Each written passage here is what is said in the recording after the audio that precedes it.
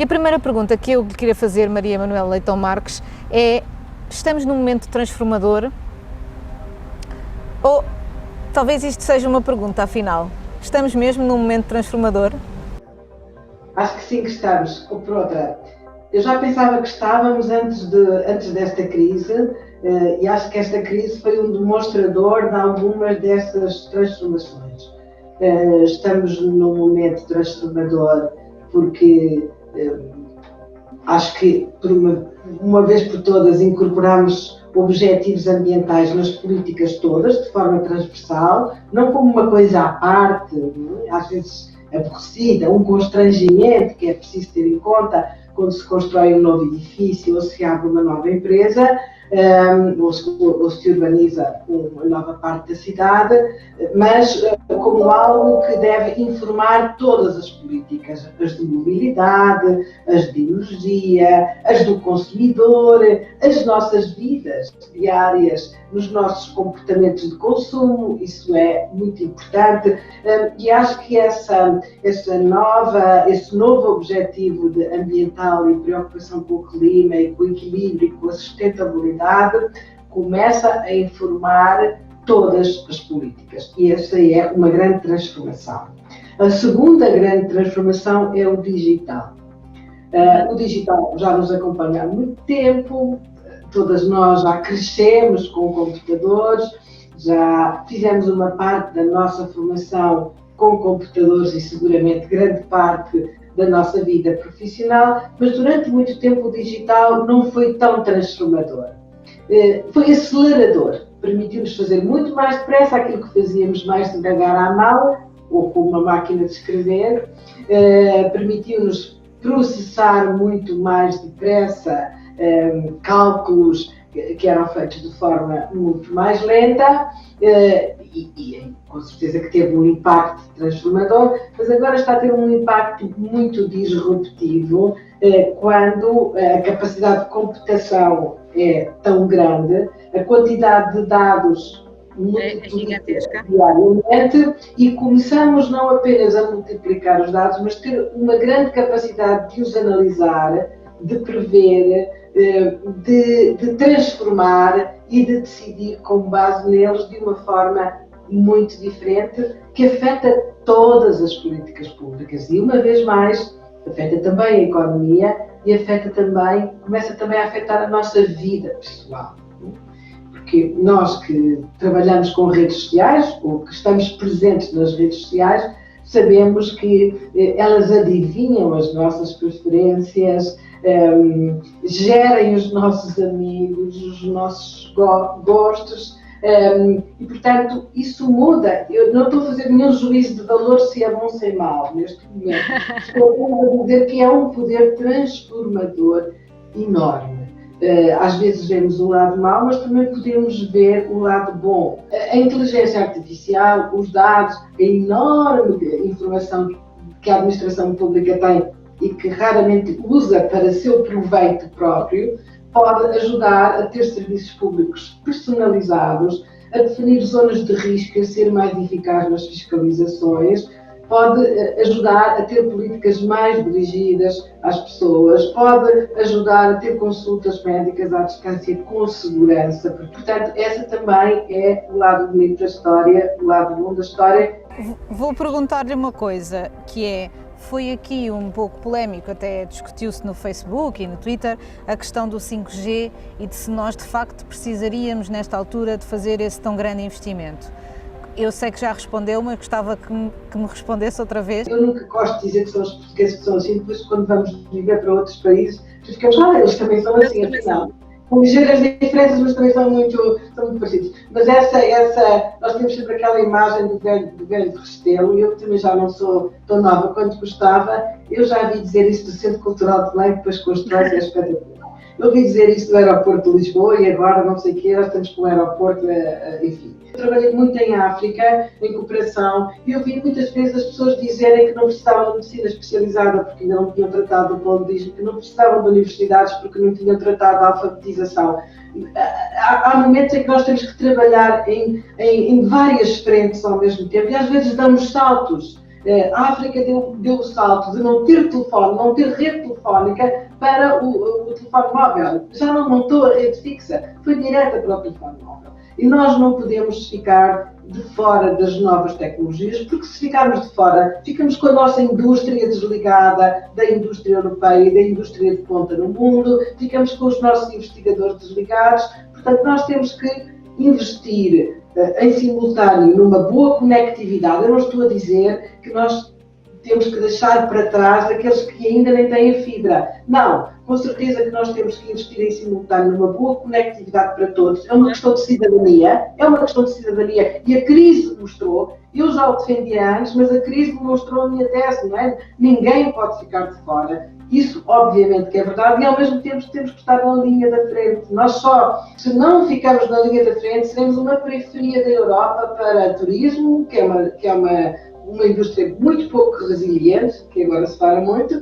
enfim, e para passeios. Portanto, para estarmos na linha da frente, temos que estar na linha da frente da tecnologia, infraestruturas, ligações, o cabo submarino, que é agora um dos projetos da Presidência Europeia para ligar a África e a América Latina, competências.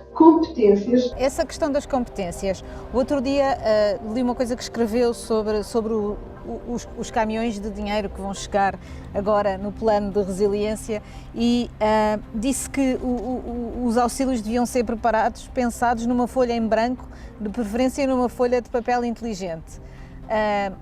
O que é que isto quer dizer exatamente? Eu acho que tudo que investirmos em verde, digital e competências é investimento no futuro, sempre com uma preocupação de ser inclusivo e dos impactos sociais, ou seja, de não deixar ninguém para trás. Portanto, quando eu falo em competências, não é apenas as competências, muito importantes, cientistas de ponta, competências muito especializadas no top da investigação que se faz nesta área. É também competências do cidadão normal para poder usar o digital, para perceber o que é inteligência artificial. Porque quem não percebe tem medo. O medo é também uma falta de conhecimento. É a competência de todos os trabalhadores do setor público, do setor social e do setor privado, porque o mundo digital é transversal e, portanto, todos temos que ter competências nesta área, uns mais especializados, uns mais dirigidos e outros as competências normais para podermos desenvolver a nossa atividade. E diria que esse é o maior desafio para Portugal nesta fase de aproveitamento dos novos fundos, ou a questão da corrupção se lhe sobrepõe? A questão da corrupção não tem a ver com os fundos, tem a ver com os procedimentos. Claro. Também lhe vou dizer uma coisa, disse isso muitas vezes, que muitas vezes a simplificação e a digitalização dos procedimentos é uma maneira de combater a corrupção preventivamente mais eficaz do que a sua criminalização, que exige sempre uma investigação, que é demorada, que é difícil, que exige prova, que às vezes não se arranja, ao passo que, por exemplo, áreas onde se dizia, eu não sei porque nunca vi provas, mas que havia muita corrupção no licenciamento de obras, às vezes, nos municípios, dizia-se, não é? Passa o meu projeto à frente do outro. Se o processo estiver informatizado, se o cidadão puder controlar de casa, o cidadão requerente puder perguntar diretamente porque é que o prazo não foi respeitado, já ultrapassaram o prazo e ainda não tomaram decisão, é muito mais difícil haver corrupção sobre este tipo de procedimentos. Portanto, às vezes a simplificação e a digitalização, a transparência dos processos faz mais contra a corrupção, porque pior contra a corrupção e contra qualquer fraude é o sentido de impunidade, não é? E, portanto, a melhor maneira de lutarmos contra a corrupção é, com certeza, não haver esse sentido de impunidade e haver mecanismos preventivos que a evitam, e a digitalização dos processos, eles serem claros, acessíveis, é, com certeza, um grande contributo para a corrupção. Como é que vê este momento, visto de Portugal, este momento que nós estamos a viver, este pós e ainda pandemia, não é? Este pós-primeiro impacto, mas esta pandemia persistente e esta forma de funcionamento, cá em Portugal e do ponto de vista de Bruxelas, qual é a diferença que se vê? Eu acho que, por acaso, aqui somos muito mais parecidos que diferentes. Todos nós estamos à procura da solução. Fomos apanhados de surpresa. Aqui no Parlamento foi uma revolução. É muito interessante um dia a descrever sobre isto, porque isto é uma instituição muito conservadora nos seus procedimentos, muito pouco simplexa, e de repente tudo que era impossível fazer foi possível fazer online, no voto eletrónico. Em 3 semanas tinha havido aqui uma revolução.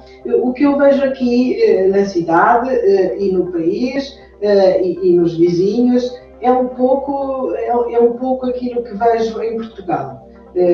Em primeiro lugar, por muito que custe dizer isto, ninguém tem dados de saúde como devia ter para gerir esta crise. Nós precisávamos daquilo que já estávamos a falar antes da crise, que era de um espaço de dados de saúde europeu, o que significa que os dados são recolhidos da mesma maneira, segundo a mesma norma, o mesmo standard, e são interoperáveis em tempo real. Isso tecnologicamente é fácil de fazer, mas não está feito, nem sequer a nível nacional, entre os vários hospitais, e muito menos a nível europeu. Portanto, nós estamos a comparar o incomparável, estamos a gerir com aquilo que temos, mas não podemos dizer que é bom. Temos que saber que não é bom e ir tirar daqui as lições para fazer melhor. E assim torna-se praticamente impossível tomar decisões... Exatamente, o que eu vejo é tudo a tomar um bocadinho de decisões à vista, mas, digamos assim, se alguma tendência me parece poder ser retirada da vida hoje em Bruxelas, da vida hoje em Portugal, é que estamos todos à procura de uma normalidade. Não apenas as pessoas, ou a maioria das pessoas a procuram, mas também os governos nos diferentes níveis. Agora também temos governo em Bruxelas, ao fim de muitos meses sem ele, mais de um ano. Os governos dos vários níveis, tanto ao nível local como ao nível central, procuram gerir e introduzir a normalidade, com o sentido de que vamos viver assim por muitos meses. Em que medida é que acha que este momento vai intervir na crescente banalização dos movimentos mais populistas? Acha que vai parar, acelerar, não vai ter qualquer influência? As pessoas esqueceram-se por momentos disso ou não? Eu acho que infelizmente vamos continuar a viver com eles, porque a sua racionalidade assenta naqueles que se sentiram excluídos do progresso, do desenvolvimento, de nova sociedade, que se sentiram marginalizados, que se sentiram afetados, e foi por isso, muito por isso, que esses movimentos cresceram. Nós vamos viver uma crise, por muito apoio que a União tenha dado, nós vamos ver uma crise grave e provavelmente ver de novo os números do desemprego a crescer, e normalmente crescem nas pessoas mais vulneráveis, mais nas mulheres, nas pessoas menos qualificadas e, portanto, naquelas, mais disponíveis para movimentos de revolta, de desespero. Sim, nesse sentido, a União Europeia e a sua forma de atuação por comparação com a crise de 2009 pode ser fundamental. Se alguma coisa me preocupa nas instituições europeias, agora que trabalho nelas, cá dentro, é a lentidão da decisão. A decisão é muito lenta, o procedimento vai para lá, vem para cá, negocia, é muito democrático, seguramente, mas é muito lento. E o mundo anda muito rápido, a tecnologia é muito rápida, e muitas vezes quando nós chegamos a uma decisão, ela já é desadequada, porque as circunstâncias e o contexto já é outro. Mas nesta crise, rapidamente se organizou, porque esta resposta foi muito rápida, esta aprovação do Fundo de Recuperação, tabus que foram quebrados, dos impostos europeus, dos recursos próprios, dos eurobonds, e, portanto, eu acho que a União mostrou que vale e mostrou quão importante é para uma gestão de uma crise. Ao contrário da outra, em que dividiu o Norte do Sul, criou divisões, passámos a desconfiar uns dos outros, esta crise Com certeza não é fácil, cada um tem a sua cultura, tem os seus eleitorados, mas foi uma crise onde a solidariedade foi muito visível, muito rápida e a resposta da União provou-se eficaz. Pois, veremos agora de que maneira é que os fundos vão chegar a toda a gente que poderá deles usufruir. É muito interessante aprovar um bom pacote, mas é muito importante que o pacote chegue depressa a quem precisa dele, porque senão podemos entrar outra vez num desconsolo e no desapontamento. Exatamente. Há uma área social que lhe diz muito, eu sei, que está especialmente prejudicada nesta pandemia e especialmente vulnerável, que são as mulheres. Não é uma minoria, é uma maioria, precisamente. Ainda outro dia, num artigo seu, vi um dado absolutamente extraordinário, que é que 44% dos europeus ainda acham que o papel da mulher é em casa e a cuidar da família, incluindo do próprio marido. Esta pandemia tem um risco grave de ser um retrocesso, de significar um retrocesso grande no papel das mulheres da sociedade, sobretudo não das mulheres da bolha, provavelmente da qual nós fazemos parte, mas às mulheres normais e do povo e da classe média baixa, essas sim que tiveram, durante os primeiros tempos até, muitas delas foram as que vieram trabalhar, não é? Foram as que estiveram fora de casa. Quais são os seus pensamentos sobre isto e o que é que está a fazer para que isto não aconteça? Se há alguma coisa que pode estar, o meu sentimento é de grande preocupação. Em primeiro lugar, porque a perda de emprego afeta sempre mais as mulheres do que os homens. Pelo menos os números da outra crise foram dramáticos. Foi o meu primeiro artigo nesta crise, foi exatamente sobre isso. O primeiro artigo foi sobre a saúde e os dados de saúde, e o segundo foi sobre as mulheres, exatamente porque é preciso, se nós já sabemos que elas vão ser mais afetadas, porque têm empregos mais flexíveis, mais precários, aqueles que são os primeiros a dispensar, as primeiras a ser dispensadas em situação de crise, temos que olhar para esse problema. O segundo problema que a crise mostrou, que nós já sabíamos, mas que a crise tornou evidente, foi como as mulheres são mais sobrecarregadas com os deveres de cuidado. E, portanto, o trabalho à distância tornou-se um pesadelo para as mulheres. Eu não sei se é possível que se estude isto estatisticamente ou sociologicamente, mas eu vejo muitas mulheres completamente exaustas neste momento. E percebe-se porquê, não é? Muitas vezes em casas pequenas, não é? Em casas pequenas, casas que não foram feitas para as pessoas viverem lá o dia todo, foram feitas para as pessoas dormirem lá, não é? Apenas, e tomarem uma refeição, e que de repente as pessoas ficaram confinadas com situações muito complicadas. E portanto é natural que essa exaustão hoje aconteça mais para quem foi mais sobrecarregado do que outros. Mas a outra questão que levantou e que me deixa ainda mais preocupado é o retrocesso nos direitos. Exato. Nós podemos andar para trás naquilo que considerávamos direitos adquiridos, consolidados e irreversíveis. Não é?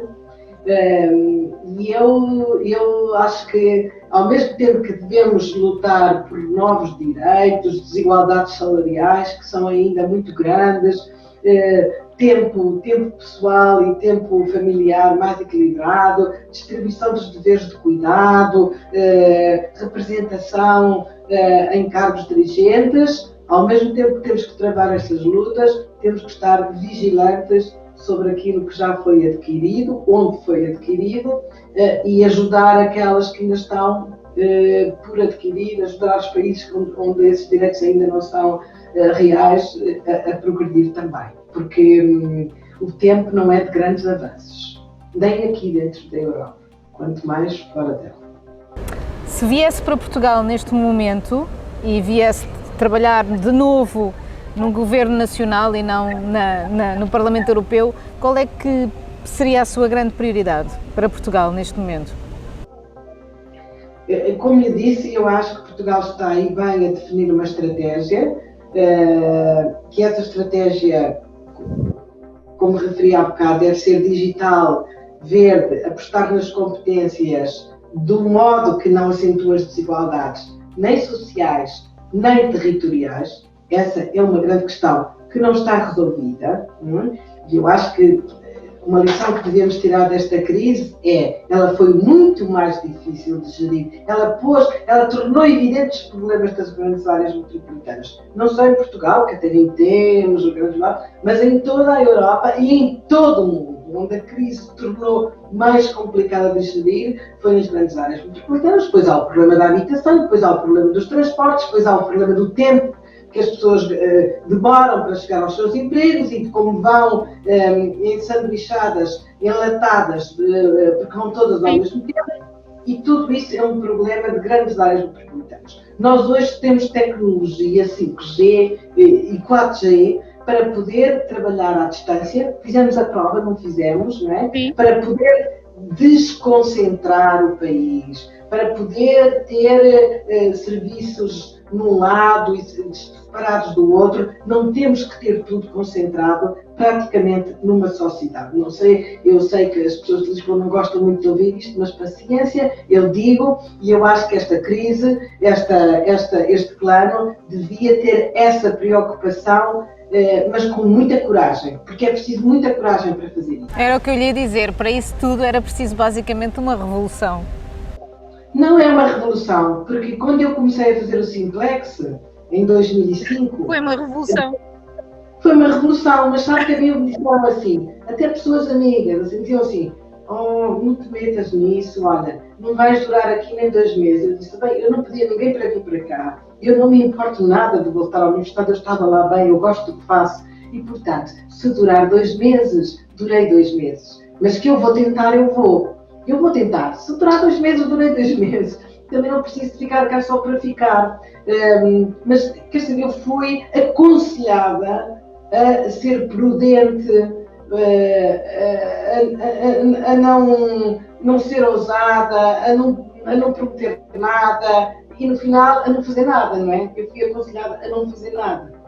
Ou por outra, a fazer uma estratégia, até me diziam, faz primeiro uma estratégia, que isso demora, depois no final está o papel e vou-me embora, e fica, e já lá estão várias antes estratégias, já estão aqui empilhadas, que não tiveram resultado nenhum, mas eram boas estratégias, eram bons documentos, mas não se fez nada. Eu comecei com 3 medidas e depois fui com mais, umas pequeninas, umas grandes, somadas, que vieram de vários serviços. E, portanto, quando me dizem, isso é impossível, isso é preciso uma revolução, isso nunca acontece, não, isso é possível. Mesmo tirar serviços fora de Lisboa é possível. Eu não estou dizendo, claro que as pessoas não podem sair, têm a sua vida organizada, mas começamos por mudar a direção, ficar a trabalhar à distância. E depois, à medida que substituímos, vamos contratando no outro lado. Há maneiras que é preciso vontade política, determinação, e estamos convencidos de que é uma boa solução. Se não estamos, então não vale a pena começar.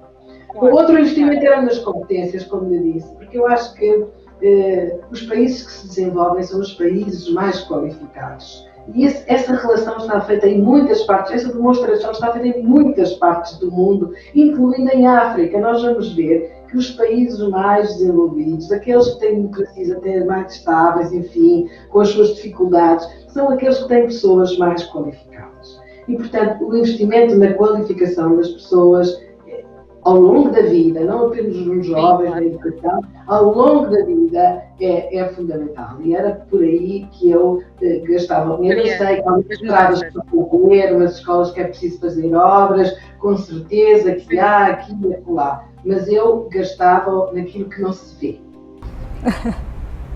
É uma boa forma de acabar a nossa conversa. Muito obrigada por este tempo, sei que é sempre complicado e havemos de nos ver em Bruxelas ou a meio caminho ou cá, em Lisboa. Obrigada, Maria Manuel. Obrigada.